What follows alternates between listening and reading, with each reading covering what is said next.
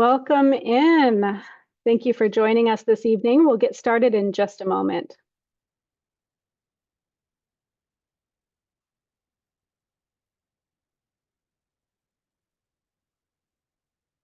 I see more people are joining here. We'll get started in just a few seconds, or maybe in a minute.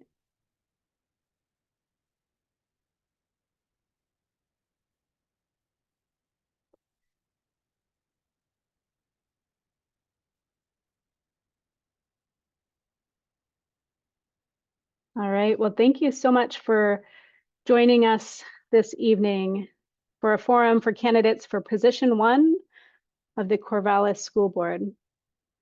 Tonight's program is co-hosted by the League of Women Voters of Corvallis and the Linn Benton Branch of the NAACP. My name is Jessica McDonald, and I serve as the Voter Education Chair of the League of Women Voters of Corvallis, and I will be serving as your moderator for this evening. The League of Women Voters of Corvallis is a nonpartisan advocacy and education organization working to defend democracy and engage our community on the issues that matter most to them. Tonight's program is part of the work of the League's Voter Services Committee. The Linn Benton Branch of the NAACP was formed in 1971 and is a nonpartisan organization that works to ensure the political, educational, social, and economic equality of rights of all persons and to eliminate race-based discrimination in the Mid-Willamette Valley. I encourage those listening to this forum to seek out additional information. Get involved with the League and the NAACP in our community. A quick reminder to join the League this Saturday for a legislative update. This takes place at Benton County's Calapooya building on Research Way, and it begins at the interesting time of 10:15 a.m. You may also log in to view the meeting virtually. Now, we are all pros by now on Zoom meetings, but just as a reminder that as a webinar format, please type your questions at any point in time to the candidates in the Q&A box. Tonight's webinar is being recorded and will be made available for viewing and sharing through the League's YouTube channel. Also, a reminder about some of the important upcoming election dates. For this forum, we will be starting with introductory remarks from each candidate. This will be followed by a series of pre-prepared questions submitted by League and NAACP members. After that, we will turn to audience Q&A before wrapping up with candidate final remarks. I want to note that given time constraints, it is unlikely that we will be able to get to all of the questions submitted in the Q&A by the audience. However, we will compile all of the questions that are submitted and provide those to the candidates so that they understand the breadth of questions coming from the audience.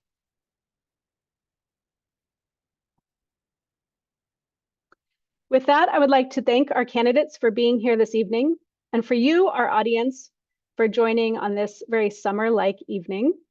I know it's hard to come inside when it's so nice out. We will start by asking each candidate to introduce themselves. We have candidates Sami Al-Abdrabbuh, Chris Blacker, and Charlotte Willer here this evening, vying for position 1 of the Corvallis School Board. So welcome, candidates. For those introductory remarks, we will start in the order of Sami, followed by Chris, and then Charlotte. You have 1 minute to tell us about yourself and why you were running for Corvallis School Board. Sami, would you please start us off? Absolutely, Jessica. Thank you. In 1 minute, I want to start thanking the League of Women's Voters and the NAACP for really making sure the community have a voice and hears from the candidates. My name is Sami Al-Abdrabbuh. I finished my doctorate in Oregon State University. I work in Corvallis, and I enjoy solving problems at work and also in my community service. I've been serving the community for more than 10 years in different capacities. And the School board is where I found my passion serving the kids and the community and ensuring the cornerstone of the democracy, in my view, public education is protected. I was a child where my grandmother took care of me. I was a child where I was bullied in public school. My dad had to pull me from public school to a private school. After 4 years, I fought back to go back to public school where the community is. And I know our public schools are going to be under attack in the days that are ahead of us. I know our public schools are being charged with so many additional responsibilities, and I am up to the task to continue working alongside with 7 elected board members. I'm one of them, to be part of a team that will work on your behalf for the kids. Thank you. Thank you, Sami. And Chris, you're next. Well, thank you so much. And first, I'd like to say thank you to all of the viewers. I think one of the biggest things we can get from this process is a greater engagement from our community. And, you know, I'm a dad in the district. I have a first grader and a third grader at Letitia Carson School. And the reason I ran, after the budget cuts, I took a look at the budget and I asked some questions from the board. And I felt that the responses were somewhat irresponsible. I think we are going down a path of austerity and we're not recognizing the path that our district's on. And as a father with 2 children that wants to stay in the district and wants the district to be as strong as possible, I think we need to make changes to how we've been addressing the cuts and how we're addressing the future that's coming at us. In addition, politically, things have gotten very tough. We may have cuts at the federal level for Title I. We may have targets on the Title IX issues of transgender rights. And if we don't take action now to strengthen ourselves and become in a more solid position going forward, we risk having to cut the services that these kids depend upon. So I'm running to try to restore what we've lost and to strengthen ourselves for the future. Thank you, Chris. And now we'll end with you, Charlotte. Hi, thank you. Yeah, my name is Charlotte Willer, and I'm a parent of a 4th and a 7th grader here in Corvallis. I'm also a graduate of the Corvallis School District, and I've volunteered in the schools since my kids started. Over the last several years, I've watched as parent support and excitement for the school district has really started to wane. And I've also seen teachers become more frustrated in the in the tools they're given to become successful teachers. And the school district, well, both of our kids are in the school district, and up until December of this year, we had to pull our 4th grader out of the schools because she was not getting the support she needed. And we enrolled her in a private school. And upon doing that, I realized how many families had been part of our neighborhood school that were now part of this private school. And it really broke my heart. I believe public education is the foundation of a successful country. We need to have educated, great thinkers for this country to be successful. And everybody deserves the best education. And so, oh, sorry, am I running out of time? Okay, so yeah, so upon sending my daughter to private school, I realized I have to do more. I have to work and fight for public education, and I decided to run for school board. Thank you, candidates, for those introductory remarks.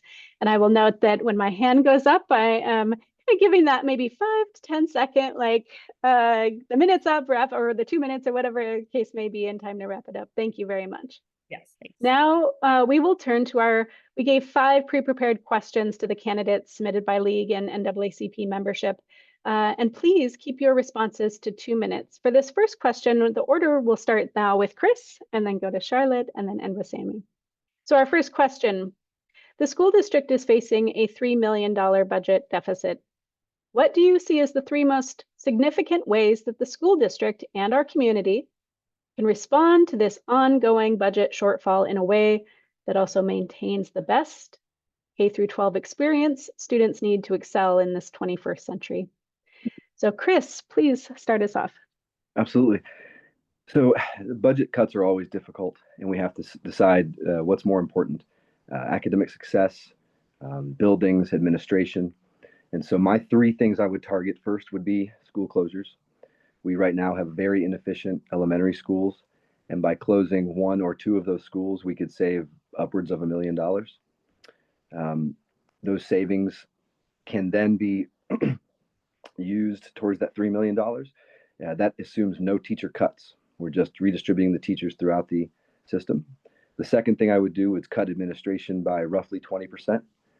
That can come in the form of eliminating some very high paid positions that are making $250,000 to $300,000. That would be an immediate savings. Also, reducing salaries by 5 to 10%, especially on those folks that have had significant increases in the last few years while we were making cuts. That would offer about $980,000 or almost $1 million right there. And the last piece would be to take the schools that we've closed and redistributed the children and use those facilities for leases, whether it be a senior center, a community center, early childhood development, healthcare. This has happened in Washington and Oregon and California. And those leases can range based on our square footage. We might get between 180 to 250,000 per school, which is a recurring annual revenue of about another $500,000. That's almost gets you to the 3 million mark. We may be a little bit short. And what I would recommend then going forward, and this is a policy I'd recommend for the future of Corvallis, is to use our rainy day fund, which I believe is at about 5.6 million right now of the 17 million total reserves, and utilize that for just 1 year to maintain the services that we have. Because if we keep cutting services, especially like we've done the last 2 years, I believe we can anticipate greater attrition, more loss in the elementary schools and across the whole district, which will do nothing but make our situation worse and cause more cuts. Last thing, we can do that by using the reserves because we know we'll recoup that money when we close the school the next year. So if we have to wait another year to close the school, at least use the reserves now to maintain services, prevent attrition, and plan for the future. Thank you, Chris. And now I'll turn that same question to Charlotte. Yeah, thanks. So I think our number one priority overall as a school district, we need to focus on student enrollment.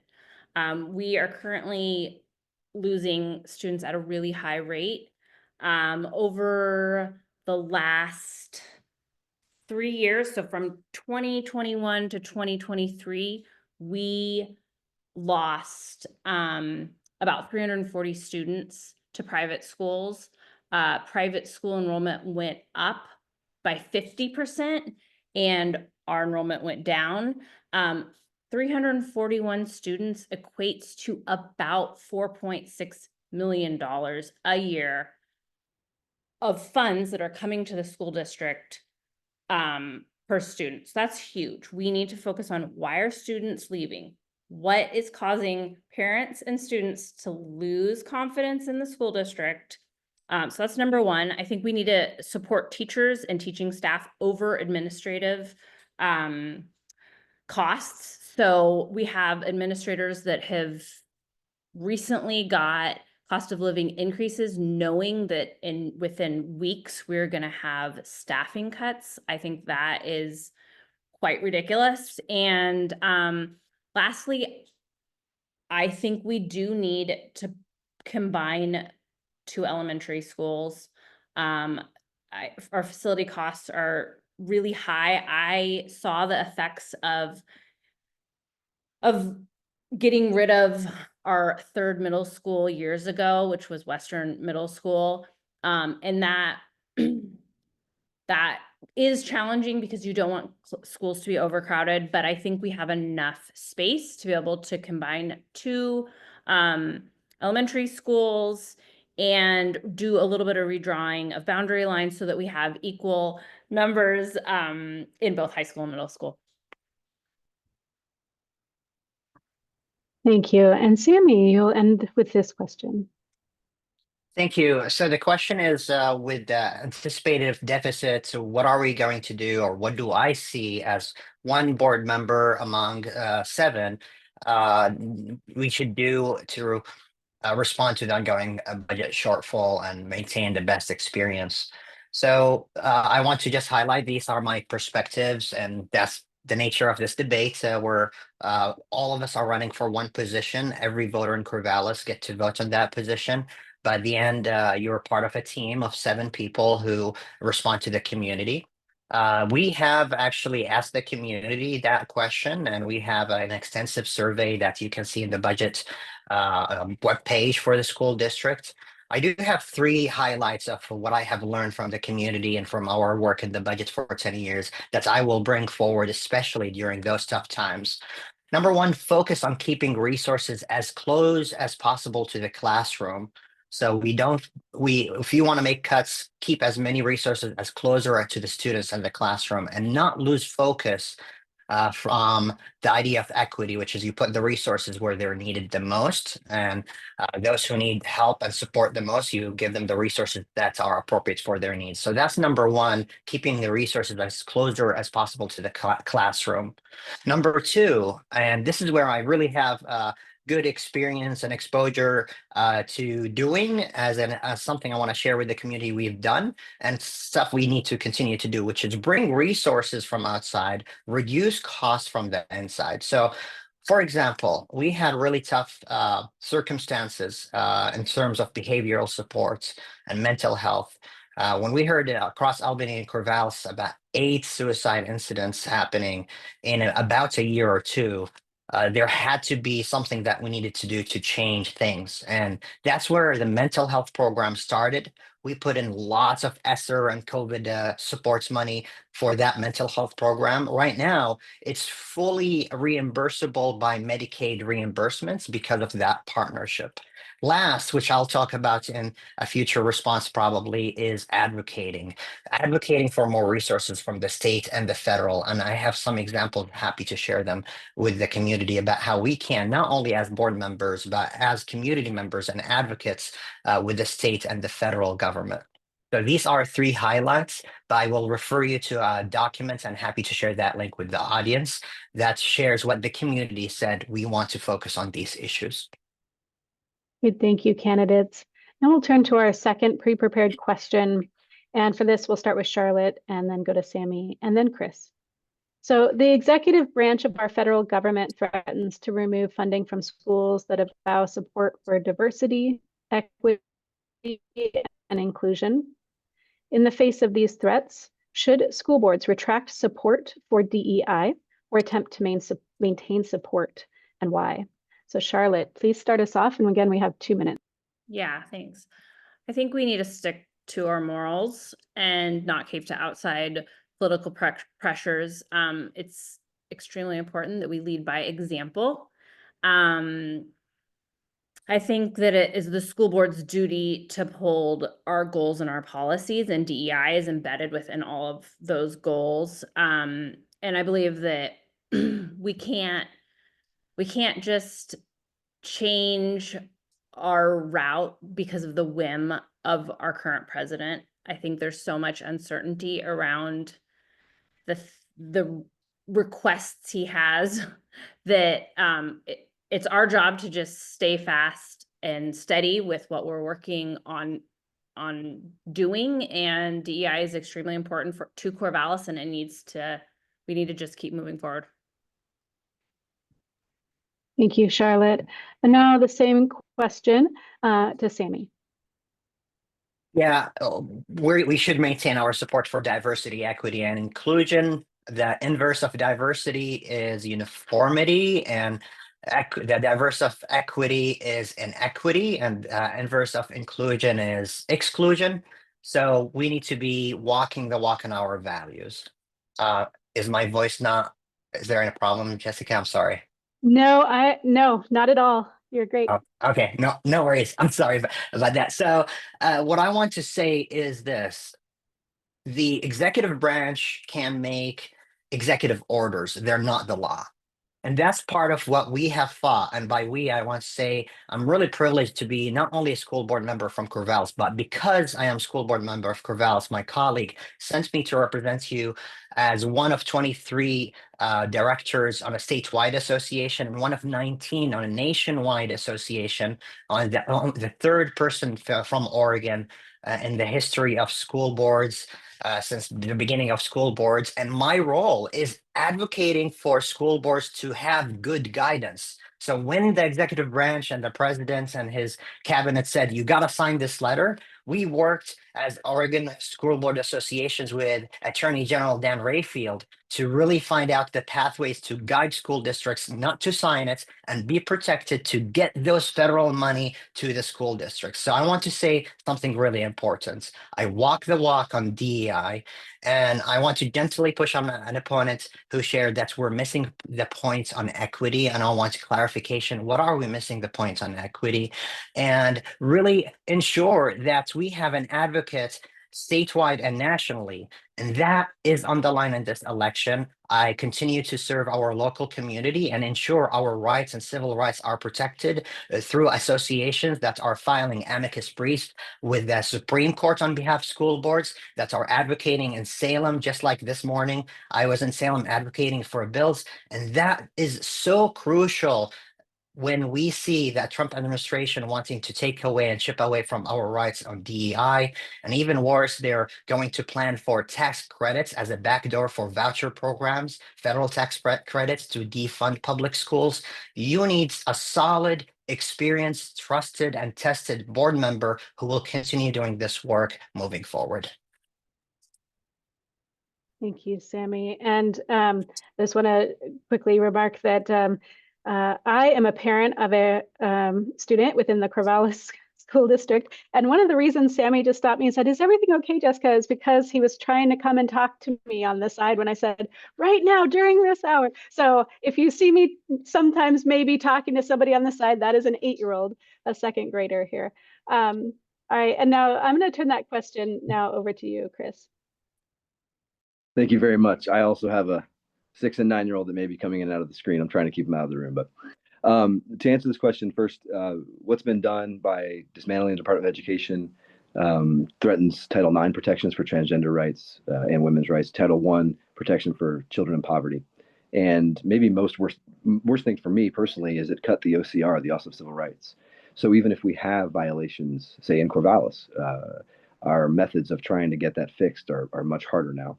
And I agree with both of my opponents that we must stand firm with our support for transgender rights, for DEI. I think DEI is not just an acronym or a slogan. It's what we do. It's the work we do. I've spent the last 10 years as a tech director and as a math teacher in Title I schools, pushing boards that say they're doing equity and trying to show them sometimes that they may do a really good job about talking about it, but they don't do a really good job about implementing it. And I'm not sure if Sami was referring to me as the candidate that said we aren't doing equity well. But to be clear, last year we had much larger class sizes in Title I schools. We had less library support for those students. We cut their art in half, things that we said we wouldn't do in 2018. And so I think if we're going to be giving raises to the administrators while we're cutting teachers in Title I schools, not making sure those kids get the things they're supposed to get based on the laws of Title I, Every Student Succeeds Act, and the Oregon Student Success Act, I have to question if we're really doing the work of equity like we say we are. Now, on the transgender thing, quickly, I do think we must stand firm with them, but I would argue that we are maybe being naive about how powerful the federal government is. My friends in North Carolina working in schools there just got a map from their senator outlining the counties they will be targeting in the next few weeks. So I don't mean to sound apocalyptic or hyperbolic, but I think we might want to consider now that it's time to do the good work, but be less outward with our pronouncements, because like the Eye of Sauron, we don't necessarily need to have our kids be targeted. If we do get targeted, it's not the administrators who will be affected. They won't take pay cuts. They will not be the ones being shouted out. They will not be the ones dealing with the trauma. It will be the kids that we're supposed to defend that will be on the front lines, and it will be the funding that we depend upon to give them the services they need that will be lost. So I think we must stand firm, but we must be smart, and we might not want to underestimate how much damage can be done. Thank you for those responses, candidates. Now, on our third question, one submitted by somebody from our membership. What is your understanding of the science of reading and the science of math movements? Do you believe Corvallis School's programming should be aligned with them? We're going to go with Sami first, and then Chris and Charlotte. So Sami, please. Yeah, Jessica, I want to share something with the community and with the audience. I will be sharing fact checking or a document that provides resources and information. So there is so much information spreading and articles spreading about school districts in the past probably 5 days. And I want to make sure people have the facts and resources. So I will be sharing that documents on my website shortly after this debate. And with your permission, I can share it as well on the chats later on in the day, just to make sure people can see that and then make their mind about what is accurate and what's not. And to that point, I just want to just highlight something really important. I agree with my colleague in terms of protecting trans students and non-binary students' rights. I also want to say I stand firm with our students and the policy JBC. They fought really hard for that policy to be the first in the state. And I will continue to make sure that policy is not only solid, but passes muster the courts, which it does. And also it did inform the law and did inform us even before protections in the law became in the state of Oregon. So we're going to be very proud in those protections. Yeah. To the question about reading, my understanding of the science of reading is leaned on the experts, which is how students can read in a way that is makes them better. And we have a course title, Building a Strong Foundation for a Lifelong Literacy Success, that helps students really learn in a effective way. And that's only possible with professional development from for the teachers. The governor is advocating for early literacy programs that lean on the science of reading, and we have allocated money for that. We have used it. And that's why actually I'm supported by many groups, including our teachers union, our classified staff union, and Stand for Children, who are advocating for the science of reading. It does help our students to be very effective.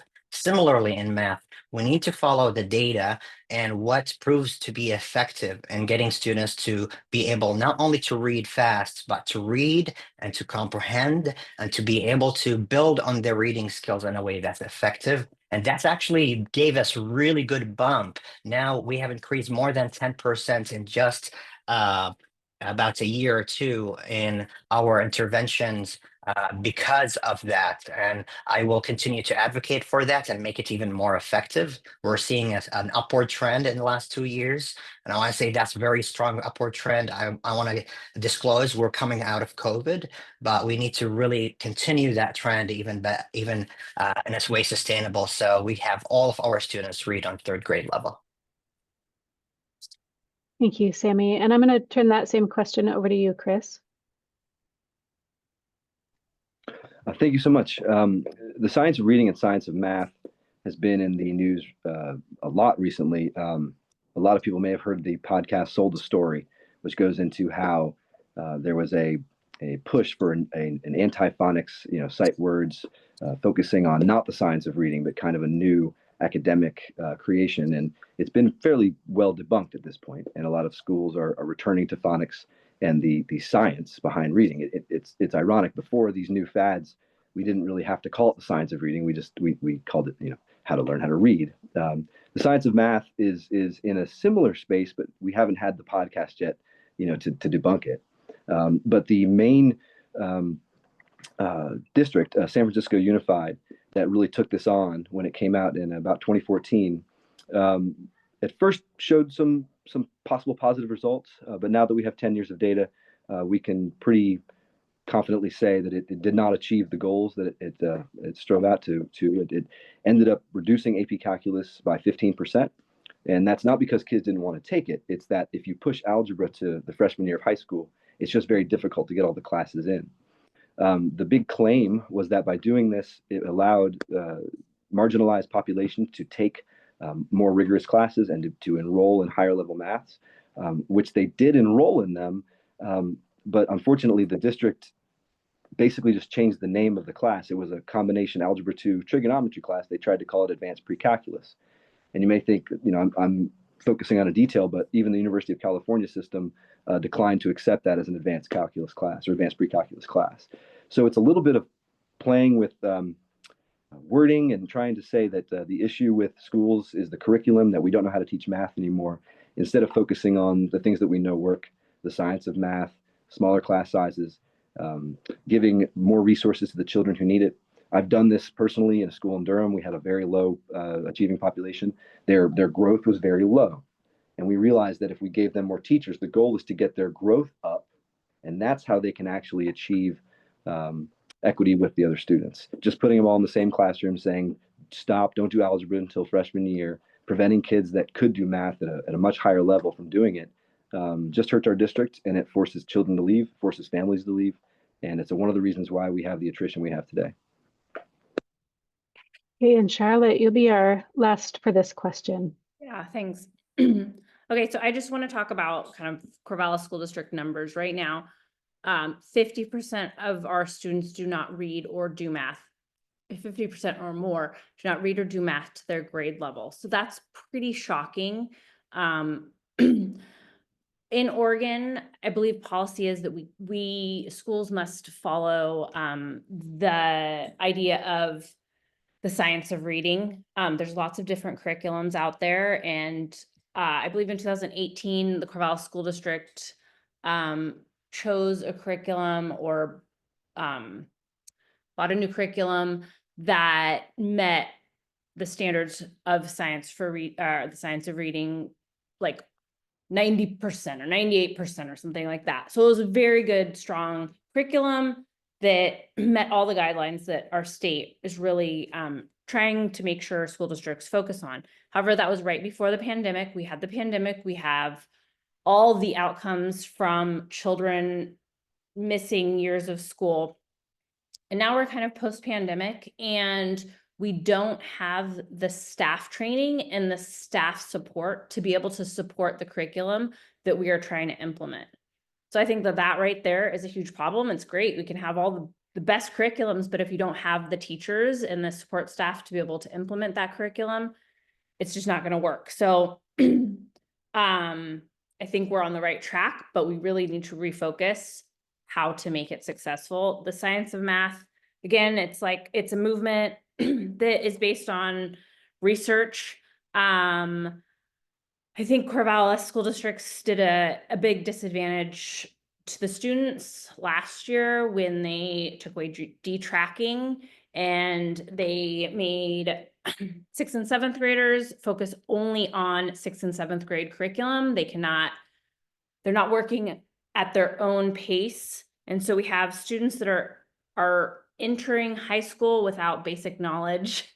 And so, yeah, I think we're close, but we need to refocus on our strategies.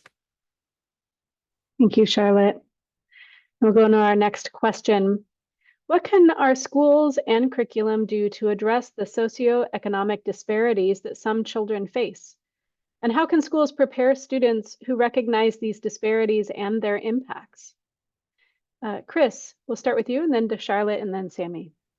I really appreciate this question. We have a fairly large population of kids in poverty in Corvallis, even though sometimes we don't focus as much attention on them.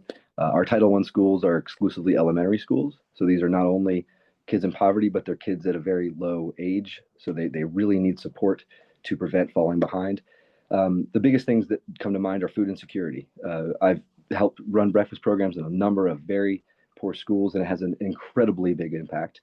That's one of the reasons why when the board last year decided to cut the breakfast window by 60%, they reduced the time from 25 minutes down to 10 minutes.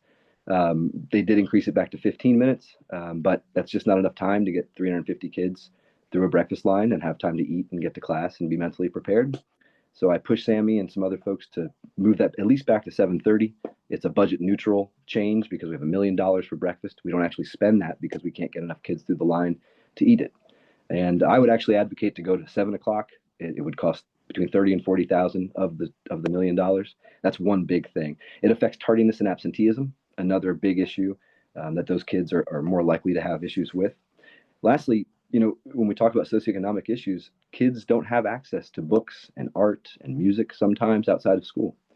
So when we choose to cut library and art, now maybe music by half at the elementary schools, you are literally stealing those things from those children. And the idea that won't have an effect, the data shows otherwise. And the effects on focus, on behavior. This is why I think equity and following Title I, following the Student Succeeds Act, trying to, again, make sure that our Title I schools at least have the same, if not smaller class sizes, and possibly have even more library and more math intervention, reading intervention. That's the only way we're going to allow kids that have one performance to be able to meet the same kind of performance levels of a Bessie Coleman or a Katherine Jones Harrison. And so it's our responsibility to actually enforce this equity. I think what we've done is dramatically affected their socioeconomic health. I've seen it myself with the behaviors in the classroom, and we've also raised the class sizes. So you put all that together, and we've done almost everything we can to make things worse. I think it's time to reverse those things and reinstate the programs that made things better. Thank you. And on to you, Charlotte. Yeah, I love this question as well. I think that this is so important, and this is another reason why I decided to run for school board. I think right now our school systems, our schools are really teaching to the lowest common denominator in the classroom, and this is not allowing for us to teach an equitable fashion where each kid gets to learn to their greatest potential. And because of this, we have parents who have kids that are falling behind and not getting the support they need. And they're the parents that are aware and have the means are getting tutors and helping their kids along. And then the students that are beyond where their peers are, they have parents that have the ability to get extra help. Those kids are getting tutors and getting extra help. And right there, that's not equity. Also, families are leaving the district. They're going to other schools. That means that we're losing a variety of people within our school classrooms, and our students are not getting the support that they need to have a great education where they don't need to rely on outside sources to have to learn to their greatest potential. Thank you, Charlotte. Sami, please wrap us up on this question. Thank you. How the schools can address disparities and how students can be part of addressing disparities as well. Well, we need to have a vision. And as a school board, I'm going to talk about what the school board does and what the school board doesn't. When the school board sets a vision, we need to strive to eliminate these disparities or reduce them as much as possible and empower our students to be active in the solution. Policy and goals. We need to define what success looks like.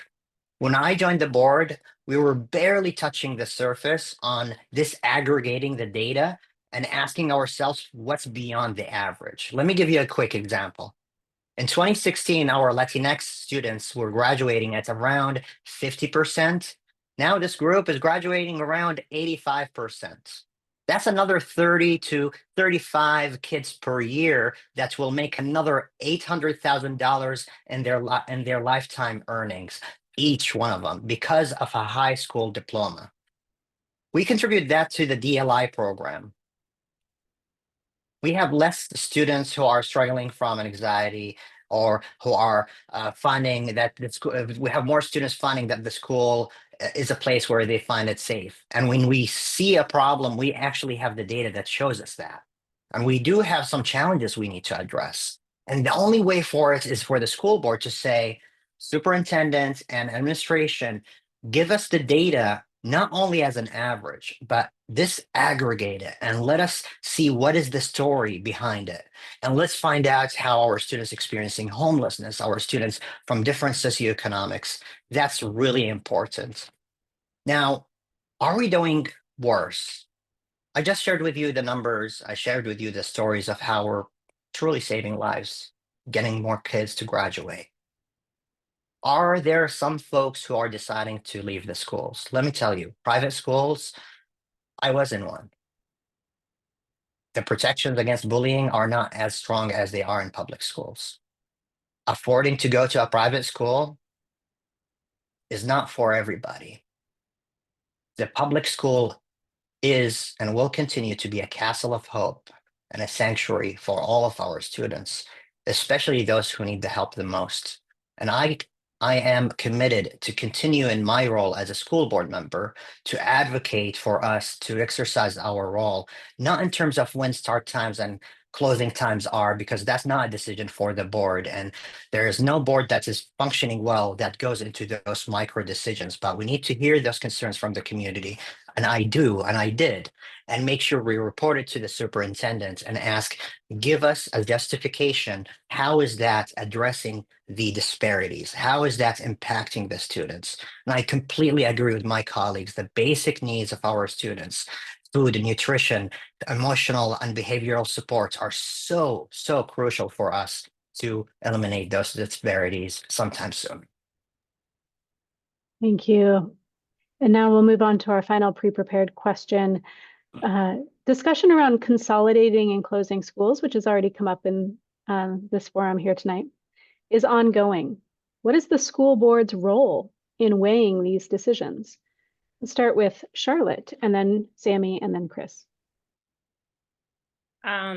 So I believe that the school board should function as a conduit between the community, the students, the teachers, parents, and the administrators.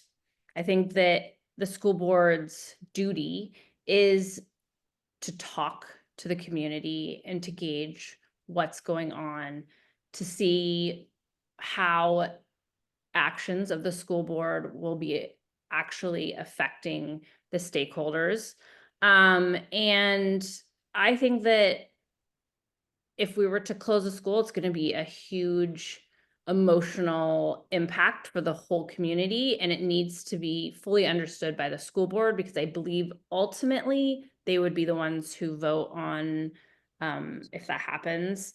So I mean, I think that it's the duty of the school board to really be engaged with the community and understand the impacts.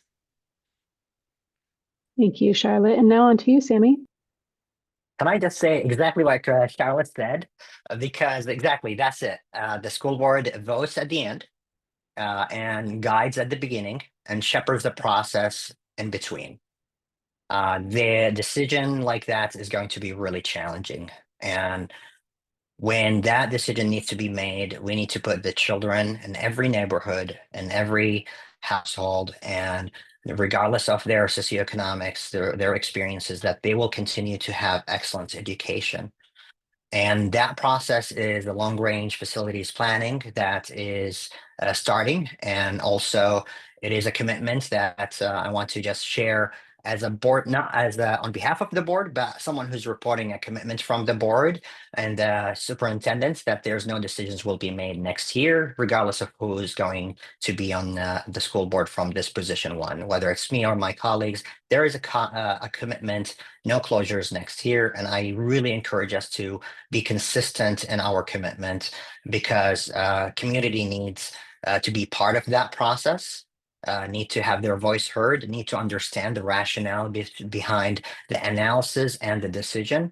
And I have talked with folks who close schools in our community here in Corvallis in the past and across the state and nation. It's a difficult place to be in, and you want really to be level-headed, empathetic about the severity of what that looks like, and make sure that we do it in a graceful and compassionate way. And I want to say you need to have a board that works really well together. They need to be not only unified in the decision making, but also challenging each other in listening to every possible thing that they did not listen to, or any blind spot that they did not look for. And that's something I really provide as one of 7 who worked really well together in that capacity. And I want to say, if that's coming ahead, and we were going to engage in a long-range facility and enrollment is declining, we want to really to have tested and experienced school board and school board members who also know how to navigate those circumstances. When I hear my colleagues everywhere between Portland and Ashland doing things like this, I really am learning and leaning from what they did well and what did not work out, and make sure in Corvallis we do it really well the first time we do it, whenever we need to do it. Everything is on the table and all options are being considered, but I really want to give assurances. It's just not fair to name schools right now, and there is no school has been named, and just it's simply wrong to do that. The school board never mentioned one name over the other. It's really not appropriate to do that. Right, and we'll end with this last question with you, Chris. Thank you so much. This is the questions about the role of the school board in this process. I think the role is to be as transparent and honest with the community about the data that they have and about what's happened in the past and what we plan to do in the future and what the results of those decisions will be. I appreciate Sami saying they've decided they're not going to close the school. I wish we could have more community involvement with that. I don't know that the community has really said they don't want to do that. And if they knew the results of not closing a school, I mean, if we don't close a school or we don't do any kind of cuts, how big will the class sizes get? How much elementary services will be cut? How many more parents will leave because we can't provide the services that our constituents want? I think the effects could be dramatic, and they were very dramatic last year, and I don't know why they wouldn't be this year. So I'm fearful if we don't take responsibility and at least talk about it. We said, Sami mentioned that it's not the school board's job to be into details. I would just say, I think if you look at Bethel Church was a district 45 minutes away. As an example, the community came out and said, the budget's tough, but we need the nurses back, just 2 nurses. It was a very specific request. They dipped into the reserves and brought the nurses back, and the community applauded it. It makes them feel trust. It makes them feel like the board's listening. We had a similar thing. It was much cheaper to maintain library services, and those requests were dismissed. So I think the board's role needs to be honest. I showed data last night at an open forum to a bunch of constituents, and they were visibly angry because they found out we've been declining since 2017. The idea of a board being unified is actually very dangerous.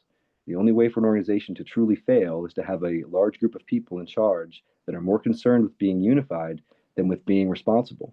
And if there's no dissent, imagine if the Supreme Court always voted 9-0.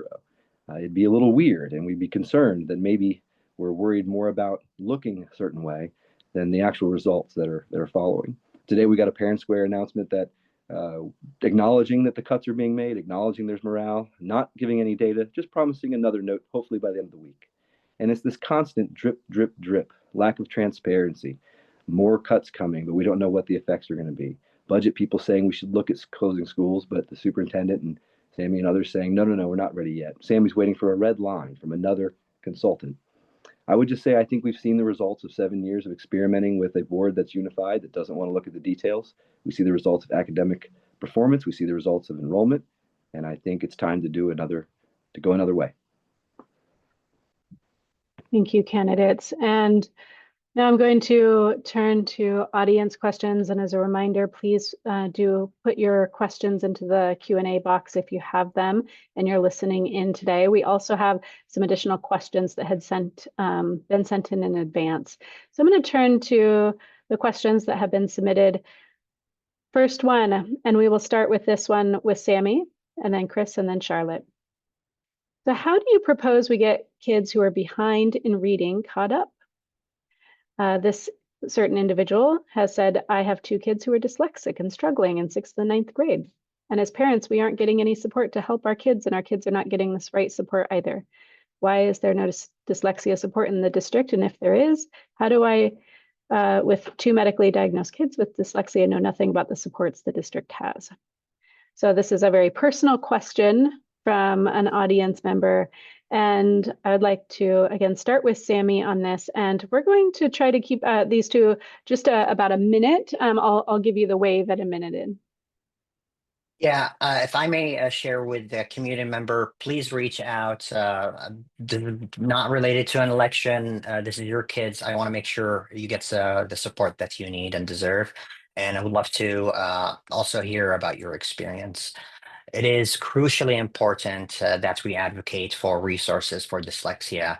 I am advocating for a bill that's bipartisan, championed by Senator Bill Cassidy nationwide, that we include more funding and support for dyslexia, including it under the provisions of IDEA. And until we get there, I want to make sure we provide students with that support. So the first part of the question, what do we know about the science of reading that accommodates for the unique needs of our students, especially for this question, navigating dyslexia? There are best practices, there are resources, and I need to say, probably there are some tools for diagnosis and screening that we might not be using. And I want to really have some deep conversation around what does it take to make sure those screening tools are available, even if they're not provided by the federal government. It's just the right thing to do.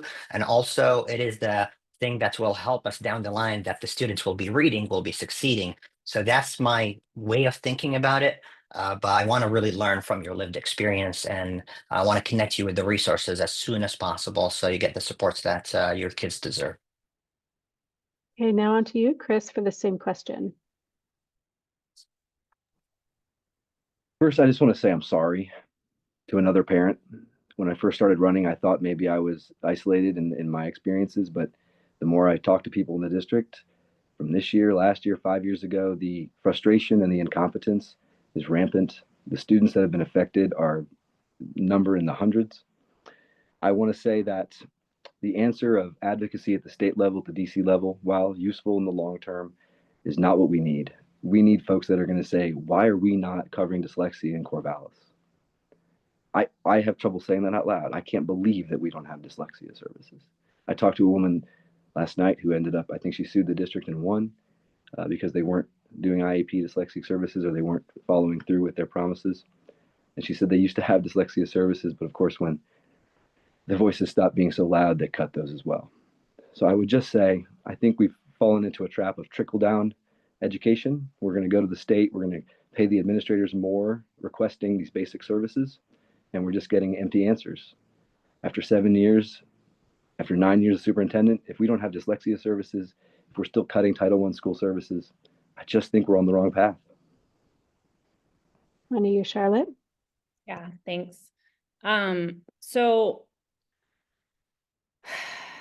reading support, learning to read early is so important. It's a very important thing to me. I was a child that struggled with reading throughout my whole school career, and I know the effects that it has on every kid that is in that situation. And so I think that the school district needs to focus on kids getting the support for reading at their individual level. I don't think that kids should be kept to their classroom grades just because they're a sixth grader or a fourth grader. I think that when kids are put together with their knowledge equivalent students, then they feel the confidence that they can operate on their actual level, instead of having to mask their abilities with the peers that are ahead of them. I heard just today that there's a bill going through, I believe, the House that it's addressing dyslexia. I'm not sure if it's the House, but it's addressing dyslexia and the need for additional support. And I heard that there will potentially that we'll be getting more dyslexia specialists within the district. And I mean, I applaud that. I think that's a great idea. I mean, maybe Sami can speak more to that. Yeah, so that's what I gotta say. Thank you. Now on to our next audience question here. Would you support allowing students to repeat a grade or a class, especially after the pandemic? Children were behind and needing more time to catch up Would that help with enrollment numbers and money as well? And for this question, we'll start with Chris and then Charlotte and then Sami. From my personal experience, it can be very valuable for students that aren't ready, either social emotionally or academically, to maintain the same grade. Some states also have like a transition, between kindergarten and first to really capture a lot of those children, especially with the reading. For folks that aren't reading well, you can plot an individual's growth, and the real answer for reading or math or any subject is to lower the ratio. If someone's suffering in something, you tutor them and they get much better. And so if we go down to a 5 or 6 level classroom for those kids that aren't reading well, they can accelerate their growth and catch up much faster. Kids that are reading very well can do fine with a much higher classroom. So we need to adjust our resources based on need at the school level. Right now we're differentiating in the classroom, and it's not very effective. So Thank you. And Sami. Oh, this is a really good question. So, would I support allowing students to repeat a grade or a class, especially with post-COVID, or for students who had to navigate COVID during early in school or in their early childhood? I don't know, honestly, what's the solid answer. I think this is something that I need to lean in on best practices, but I can tell you some of the research gives you some different factors that you want to consider. Student confidence, flexibility around pathways. And there are some caveats, which is it shouldn't be automatic or punitive. We should be really carefully making that decision with the educators, the student, and parents. So I don't want us. I want us to be really mindful about it and do it in an equitable manner.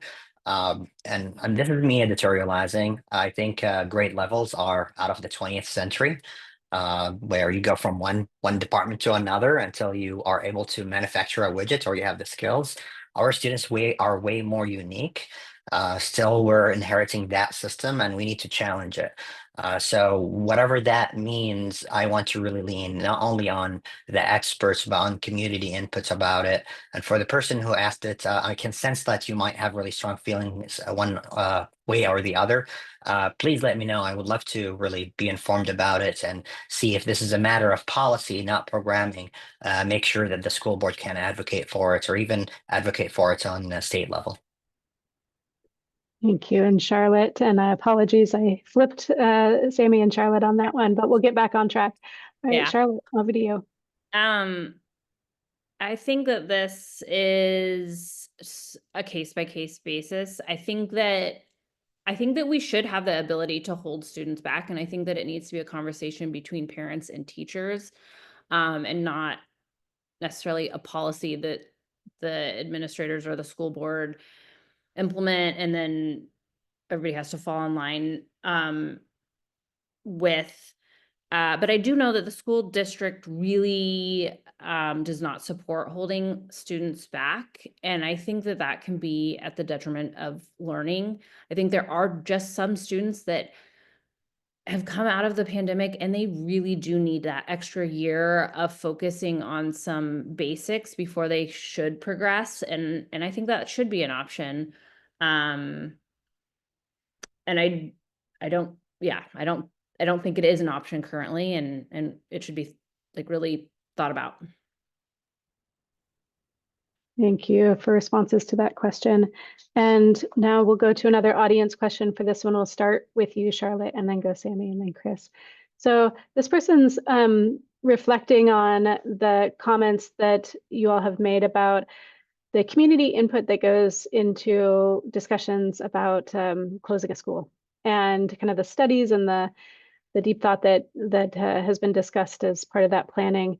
And I think they're questioning, do you as a candidate agree with cutting music and library or art without that same level of community input? Or what does that look like as a school board member in your ideally as you make those kinds of decisions? So Charlotte, let's start with you.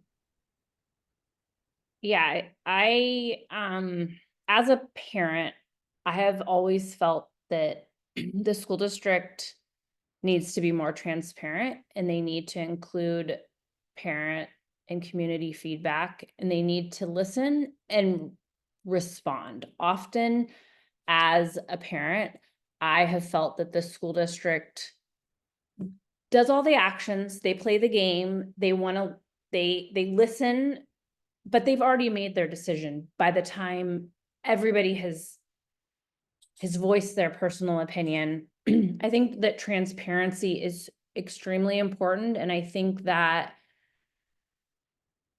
community involvement needs to be at the forefront of all decisions made. Well, especially closing a school, but in terms of cutting funding for any classroom or any program for students, I think that there needs to be an explanation. I don't think it should be a surprise for the schools, the students, the teachers. I know that the latest cuts kind of came as a surprise to everybody, and students especially were shocked that they were losing some of their teachers, and that has a huge emotional impact on the students and just the confidence of parents and students towards the school district.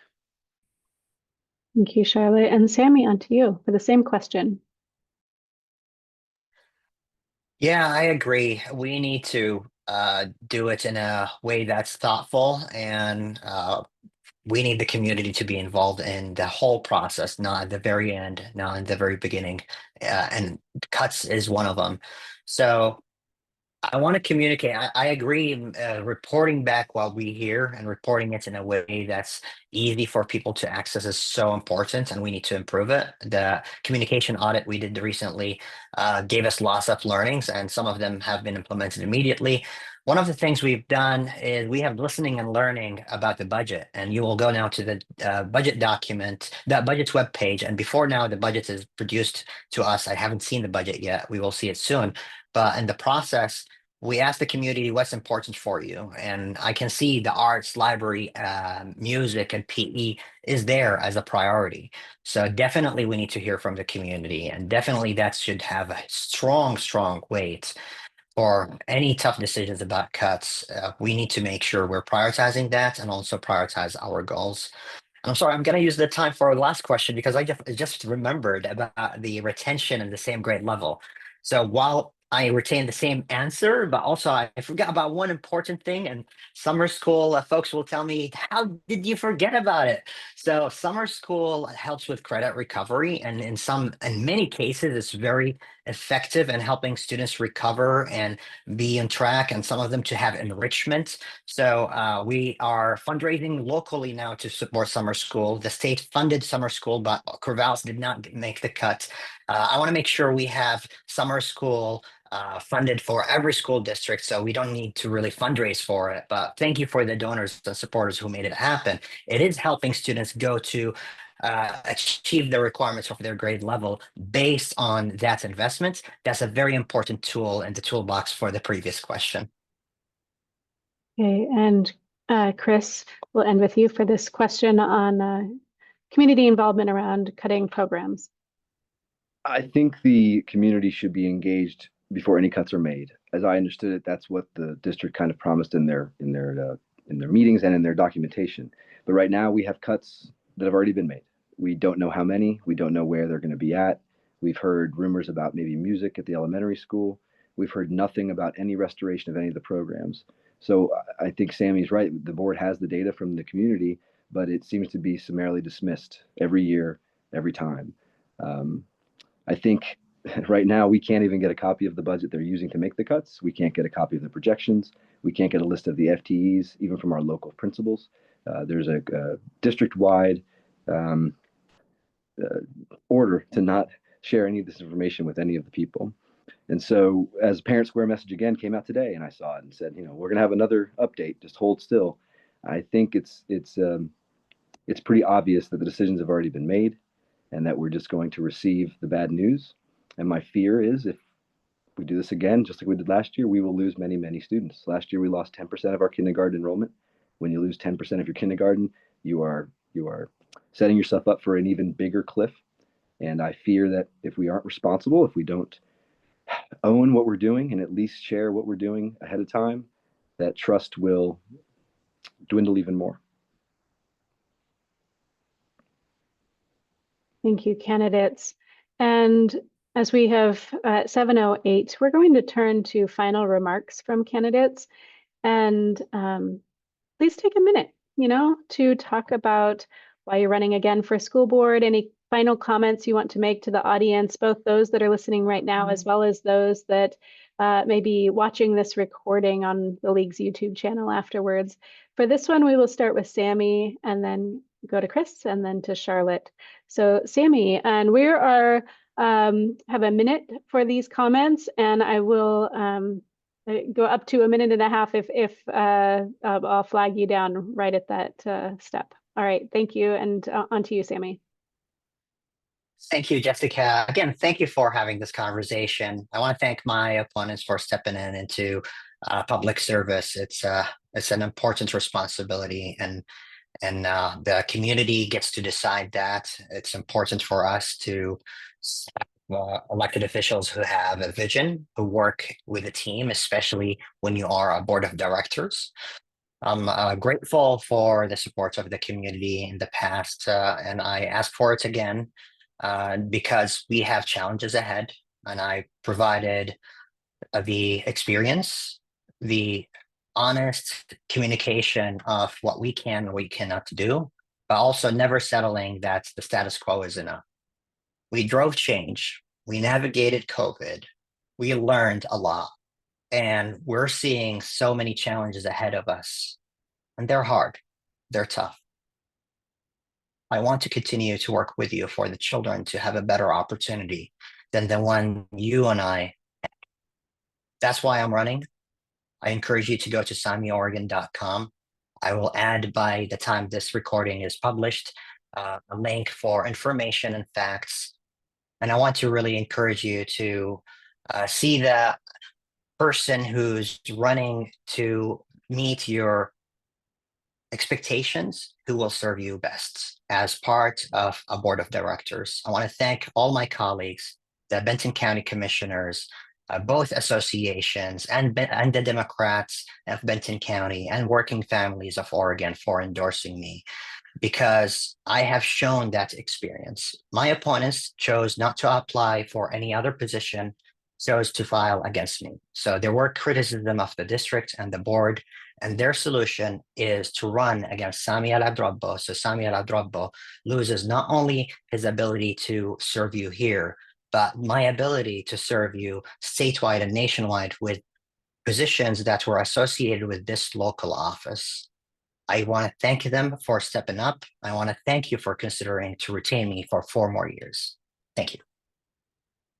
Thank you, Sami. And Chris, your final comments.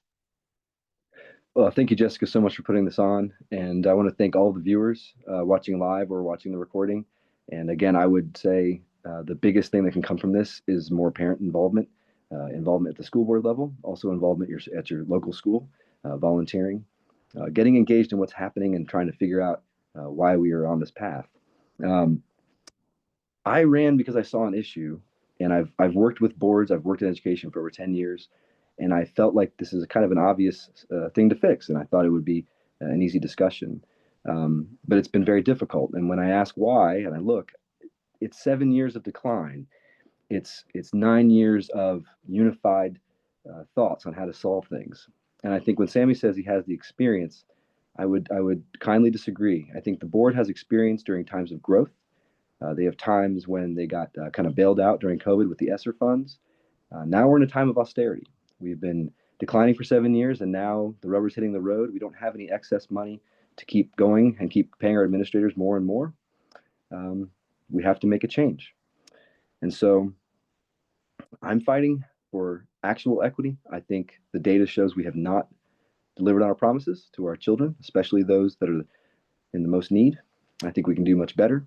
I think I have ways to try to present the data. I would only be one board member, as Sami said. I would be one of 7. I would try to work very well with them. I've worked very well with other boards as a dissenting voice, providing them data and evidence on what they can act on to do better and to do better for our children.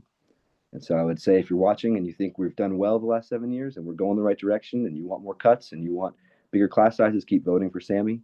I did not know Charlotte was running against Sami when I entered, so I thought I was the only one, just to be clear. But I was running against him because I talked to him and I felt like I understood what he wanted. And it's not to be more equitable. It's to go to Salem and DC. And I just want to say, it almost sounds like an ultimatum. Like if we don't vote for Sami, we lose that voice. And I know that voice is important, but I think we need a strong voice in Corvallis right now. Thank you, Chris. And now ending with final comments with you, Charlotte. Yeah. So I believe in public education. I've said this earlier. It is really the foundation of a successful country. And I also am a graduate of the Corvallis School District, and it was during a time when people were inspired to move to Corvallis to send their kids to school. My parents moved to Corvallis because of the school system. And I watched my peers graduate, and I've followed them through their lives, and they are successful, brilliant people doing huge things in the world and are truly inspiring. And over the last few years, as I've watched more and more students leave the schools and then us leave the school, the elementary school, it just has really affected me emotionally. Corvallis has so much potential. We believe in education. We are a town of educators, we're a college town. Like, we have all the possibilities and to make our public school systems great. And I think that we can make our school systems something that's inspirational, not only within our community, but within our state, a place that people want to send their kids, a place that people are fighting to send their kids. And doing that would solve our budget problems. It would support our economic growth. It would support all the children. And that's what I want to see. That's why I am running for school board. I feel like we have the ability to be great, and we're missing the mark, and we need new people on the school board to really refocus our direction. And it's not just going to take one person, it's going to take several, and it's going to take parent involvement and community involvement. And that's what I'm here for. Thank you. Thank you, Charlotte. Thank you so much, candidates. Sami Al-Abdrabbuh, Chris Blacker, Charlotte Willer, for joining in this lively discussion and running for the Corvallis School Board. Audience, both listening right now and those that might find us on YouTube, thank you for your questions and for showing up to learn about the critically important board role for our schools and for our community. A reminder to our audience that the recording for tonight's forum will be available over the next day on the League of Women Voters of Corvallis's YouTube channel. On behalf of the Linn Benton Branch of the NAACP and the League of Women Voters of Corvallis, thank you for listening in. Remember, I don't think I need to tell any of you, but remember to talk to your friends, your neighbors, your family and colleagues about voting in this election. Good evening.